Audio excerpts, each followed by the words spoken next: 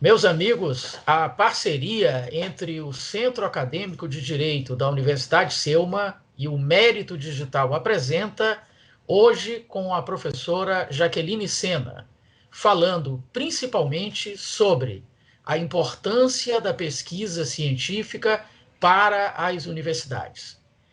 Inscreva-se no nosso canal do YouTube e nos acompanhe em nossas redes sociais. Procure por Mérito Digital Oficial.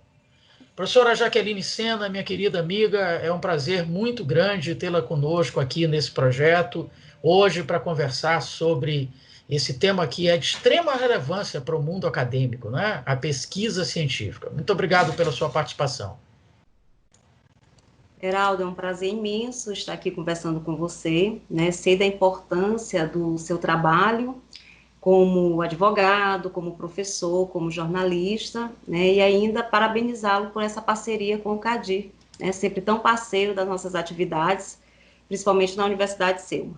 Bom, a importância, né, que nós temos que destacar para falar sobre a pesquisa científica, né?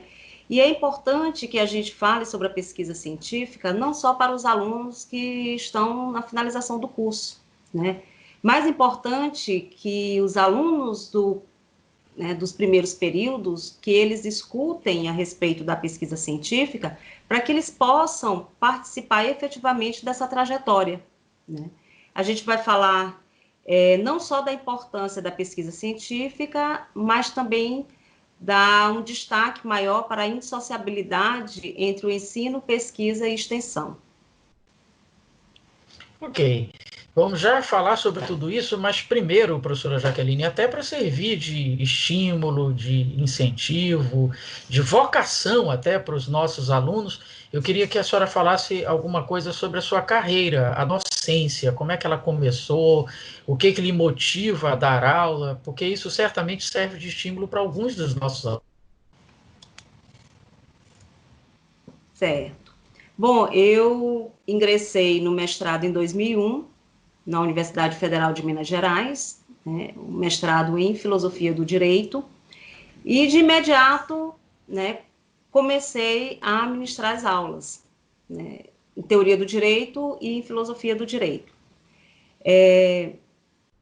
Eu digo que eu trabalhei praticamente quase toda Minas Gerais, né, porque eu fui do norte ao leste, sul, oeste, né, então eu trabalhei em várias instituições, onde eu acabei adquirindo uma larga experiência na docência, e em 2007 eu retornei a São Luís, né, quando eu comecei também, continuei a ministrar as aulas, continuei com a docência, e em 2017 ingressei no doutorado, né, em filosofia pela Universidade Estadual do Rio de Janeiro, né? Então você já deu para perceber a minha grande paixão, que é a filosofia.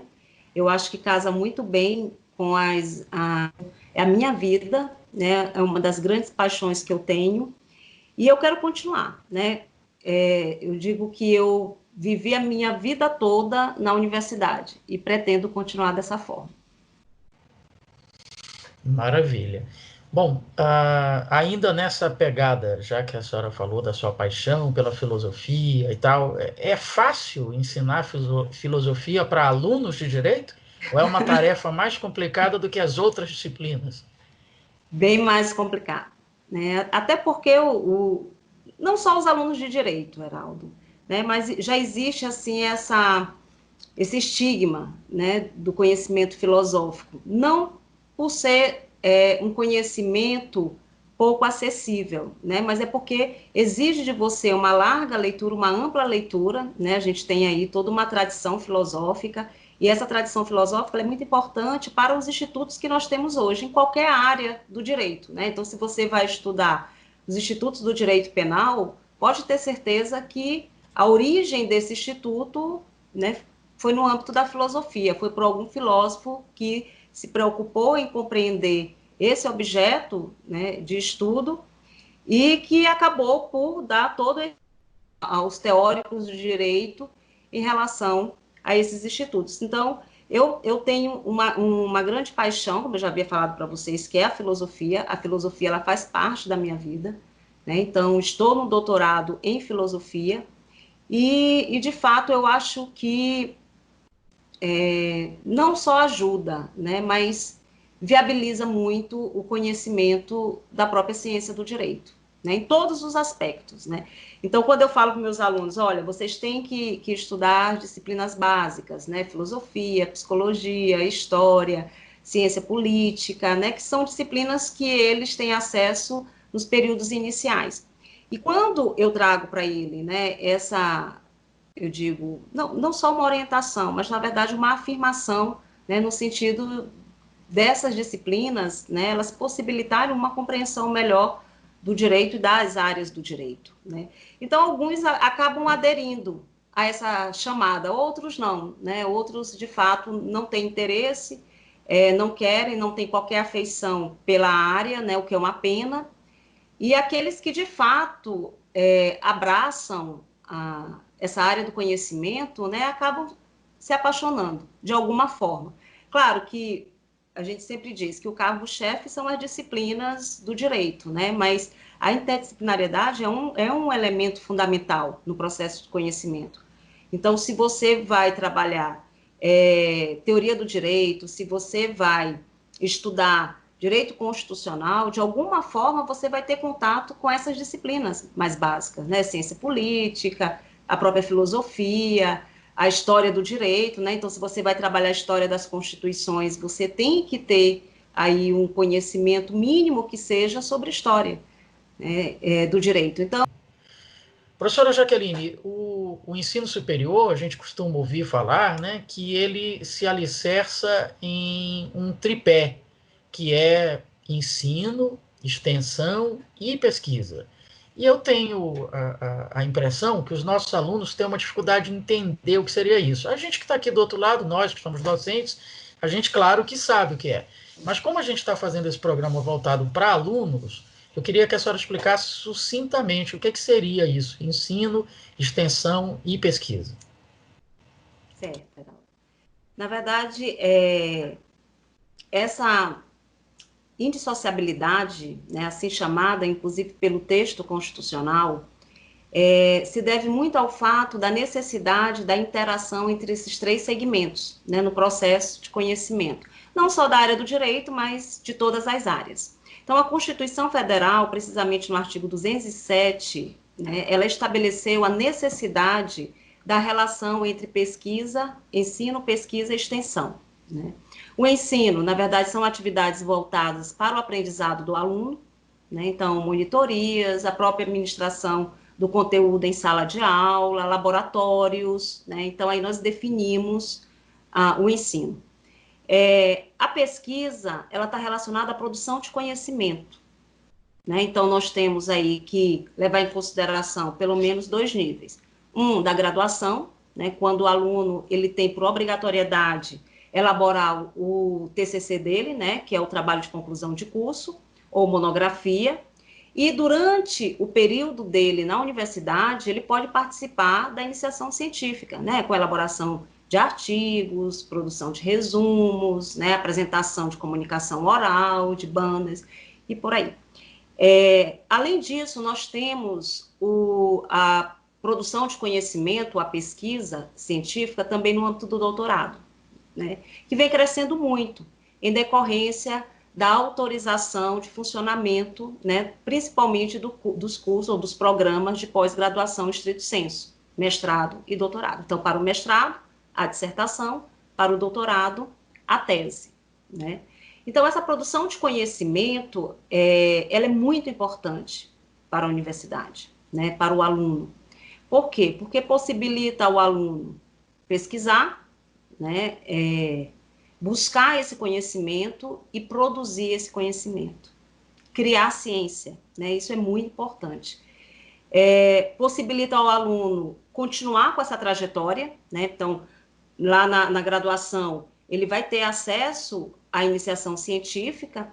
Essa iniciação científica, ele vai possibilitar a esse aluno uma qualificação, porque a pesquisa, ela possibilita isso, né? O ensino, ele se volta para a formação do aluno no curso superior, a pesquisa, ele qualifica mais ainda esse aluno, né? Então, esse processo de investigação, ele vai melhorar a formação do discente. E esse aluno, continuando nessa trajetória, né, da pesquisa, ele possivelmente ele vai encontrar um lugar, né, no mestrado e posteriormente no doutorado. Então, essa ideia que a gente busca, né, implementar nas universidades, né? Então, nós temos grupos de pesquisa, né? É importante que a universidade ela tenha esses grupos de pesquisa, que fomente, inclusive, a inovação tecnológica, que tenha recursos humanos e econômicos para que a pesquisa ela continue viva nessa universidade, nas universidades, de um modo geral, né? Então, a pesquisa ela tem essa peculiaridade. E eu sempre digo, não existe ensino sem pesquisa, nem pesquisa sem ensino, né? A extensão ela tem um lugar mais específico, né? Porque ela se volta muito para a questão da divulgação dessa produção do conhecimento, né? Resultados, quando a instituição ela tem que demonstrar o seu trabalho, o seu papel social, né? E a gente percebe muito isso a partir da relação entre universidade e comunidade, né? Então, é de praxe a gente realizar, por exemplo, seminários, oficinas, congressos, simpósios, inclusive com a participação da comunidade de uma forma geral, né? Então, existe um chamamento para que essa comunidade ela participe, né? Ela se faça presente. Então, eu acredito que a universidade ela tenha que investir dessa forma, né? Eu digo que, mesmo diante de toda a situação pela qual nós estamos passando, a pesquisa ela não pode ser sacrificada, Heraldo, né? Não é possível sacrificarmos a pesquisa. Tanto isso é verdade que o que nós temos de tecnologia hoje, nós devemos justamente à pesquisa, né? Claro, investimento, mas a pesquisa é onde tudo começa.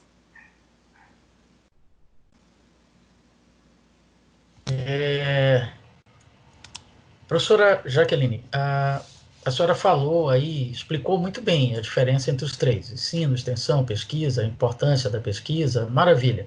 Mas pode ter passado a sensação de que pesquisa só é necessária para quem pretende ir para o mestrado e para o doutorado. Isso é uma falsa impressão, não? Porque na verdade o que vem ocorrendo? Quando você trabalha a pesquisa na graduação, um dos objetivos é esse, né? A gente não pode descartar essa pretensão. Até porque o propósito que nós temos hoje, Heraldo, é sim criar e consolidar, né, o sistema de pós-graduação. É importante. Então, o aluno que está na graduação, né, não todos, obviamente, nós temos aí outras pretensões, né, por parte dos discentes, do corpo, dos alunos, e ficou ruim, o corpo dos alunos ficou ruim, se quiser cortar. Vou anotar aqui para cortar. Tá. Continua. Então, assim, o que nós temos em destaque, né? Não é só isso, mas existe essa pretensão, né? Eu entendo que essa pretensão ela é oportuna, eu acho que nós temos, sim, que viabilizar cada vez mais, né, o sistema de pós-graduação, formarmos professores melhores, né, mais qualificados, mais envolvidos com a docência, né? E não devemos pensar que a docência ela seja um segundo plano, né? Eu sempre falo isso. Os meus alunos, às vezes, eles perguntam: professora, a senhora é só professora? Não, eu quero ser professora. É a opção que eu fiz, né? E tenho muito orgulho disso, independente, né, das dificuldades, independente, né, das diversas situações, enfrentamentos que nós temos que fazer, porque essa é a escolha que eu fiz, é uma escolha profissional, né?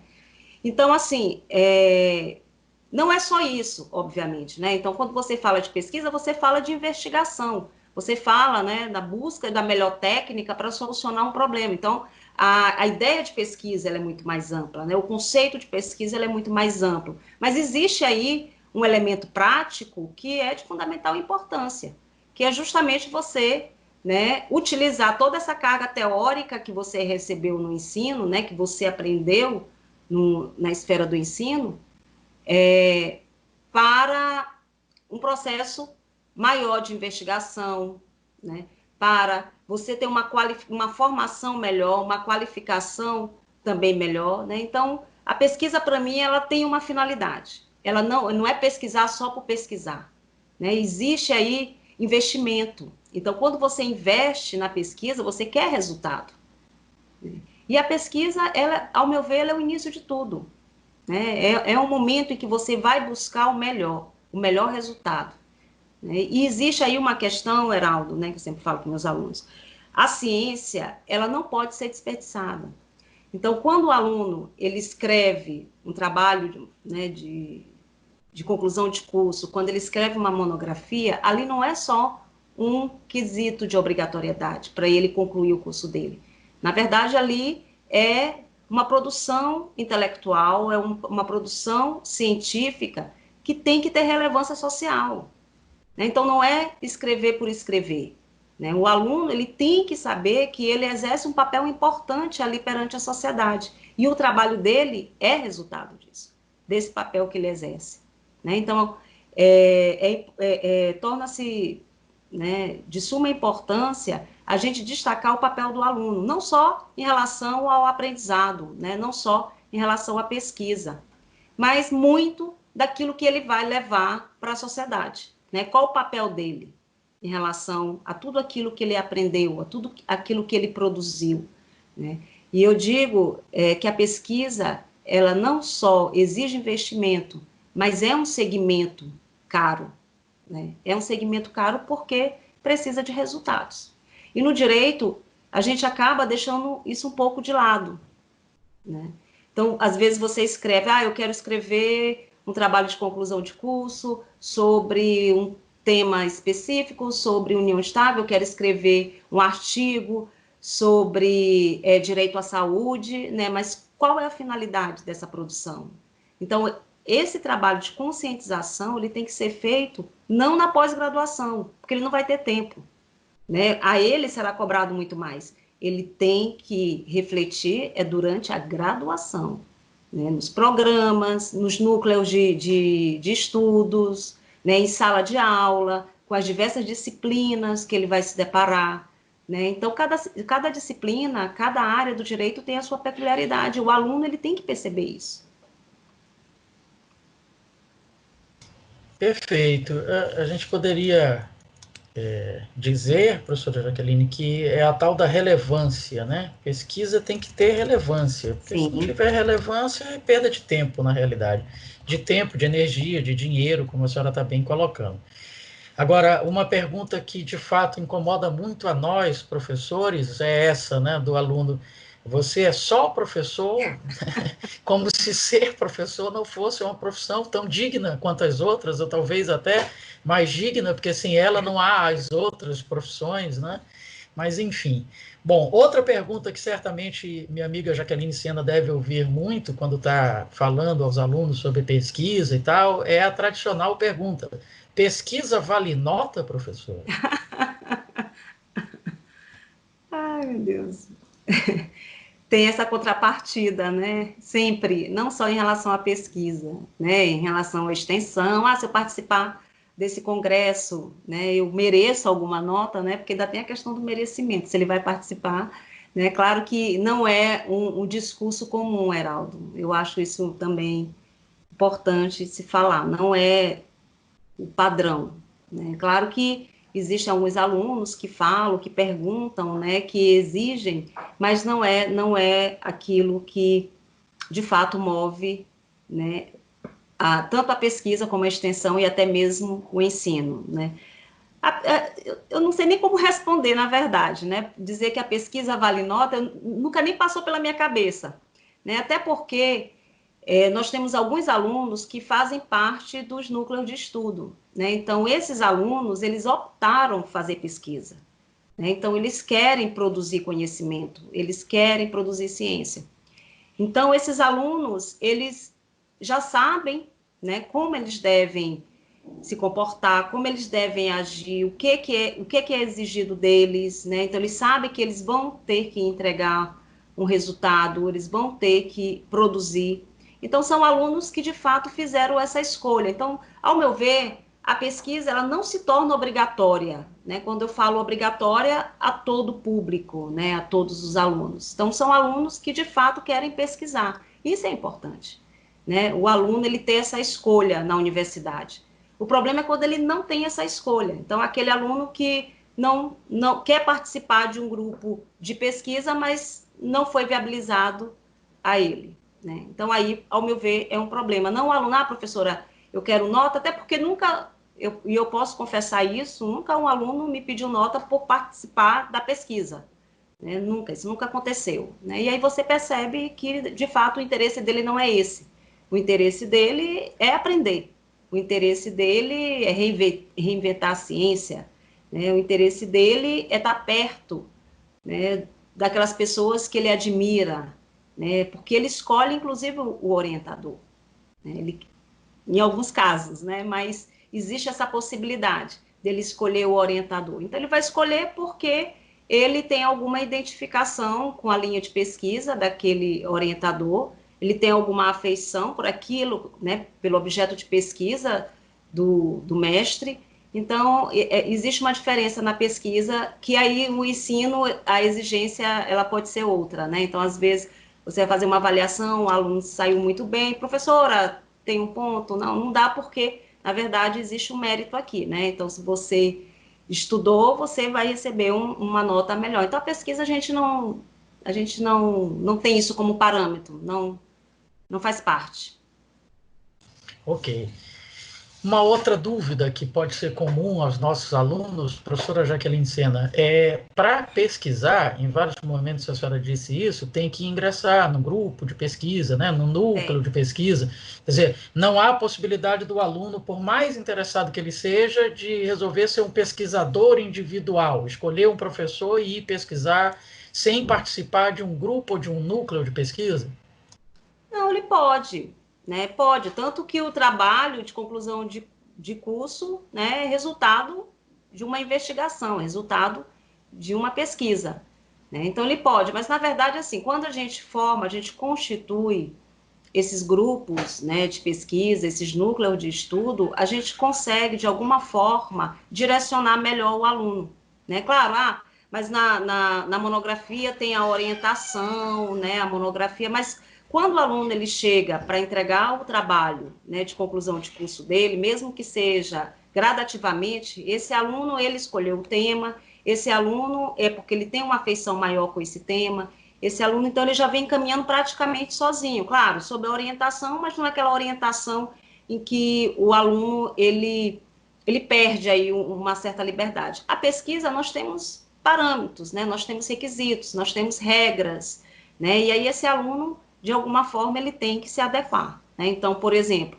na Universidade de Selma nós temos núcleos de estudos, né, voltados para diversas áreas do conhecimento, para diversos temas, segurança pública, municipalidades e direito, né, nós temos aí assessoria popular, urbanismo. Então, esse aluno, quando ele optar fazer pesquisa e ingressar no núcleo de estudo, ele sabe que ele vai ter que escolher uma dessas temáticas, né? Diferentemente quando ele escolhe um tema, né, para desenvolver o seu trabalho de conclusão de curso. Então, ele escolheu um tema porque ele tem, como eu já falei, afeição a esse tema, porque ele se identifica ou porque ele já tem aí um domínio de conceitos em relação ao tema, que, claro, que vai facilitar aí o processo, né, de elaboração do trabalho.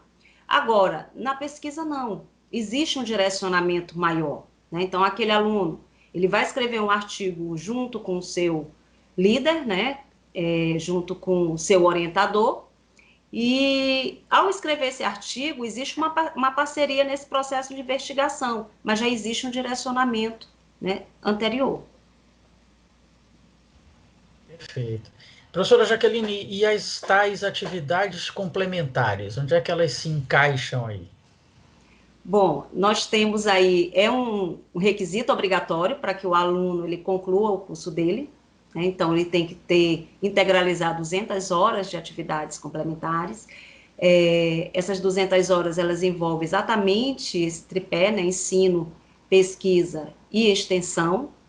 A Constituição, ela prevê, inclusive, aí, um tratamento igualitário entre essas atividades, né? Mas nós temos um percentual de um indicativo de horas diferenciado, né? Então, normalmente a extensão ela tem um quantitativo maior de horas a ser cumprido, e eu continuo, né, afirmando que essas atividades elas são importantes, né, para a construção, inclusive, do conhecimento desse aluno, falo dos alunos de uma forma geral.